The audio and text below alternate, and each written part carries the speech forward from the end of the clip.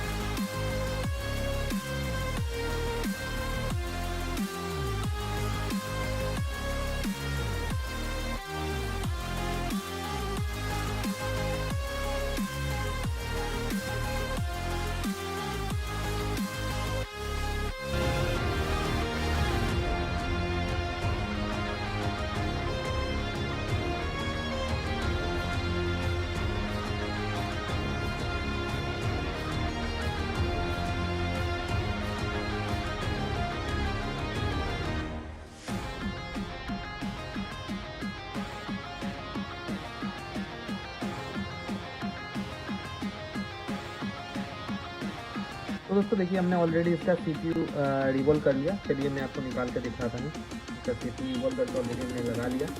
थोड़ा दिखाइए, ठीक है, हाँ तो दिखाइए थोड़ा CPU का। ये हमने रिवॉल्व करके डाल लिया है।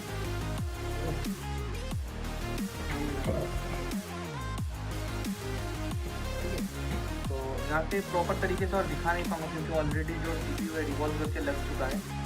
तो इसमें क्या है, ज़रा जूम करूँगा तो ऊपर उठाना पड़ेगा, तो इसलिए प्रॉपर तरीके से तो नहीं दिख रहा है। फिर भी मैं दिखाने की आपको कोशिश करता हूँ दोस्तों, ठीक है। देखिए CPU मैंने ग्लू कट करके ऑलरेडी रिवॉल्व कर लिया है। तो अभी जो है हम लोग सेट को इस पर फिट करेंगे, और उसके बाद मैं आपको दिखाने की कोशिश करता हूँ जो हमारा ऑडियो का इशू था वो सॉल्यूशन हुआ है, ठीक है।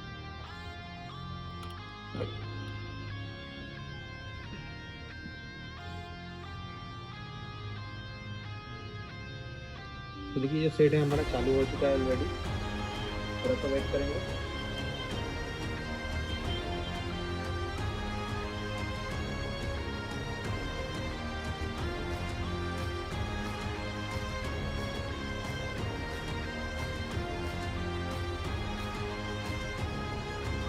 तो देखिए दोस्तों, ऑडियो जो है हमारा आ चुका है ऑलरेडी। स्टार्टिंग होने के टाइम पे जो स्टार्टिंग ऑडियो है ऑलरेडी बज चुका है, तो उसका मतलब ऑडियो का जो इशू है वो सॉल्व हो चुका है। और उसके साथ साथ एक बार हम लोग रिंगटोन को बजा के भी और कंफर्म कर लेंगे हमारा ऑडियो का जो इशू है कंफर्म सोल्यूशन हुआ है कि नहीं। थोड़ा वेट करेंगे।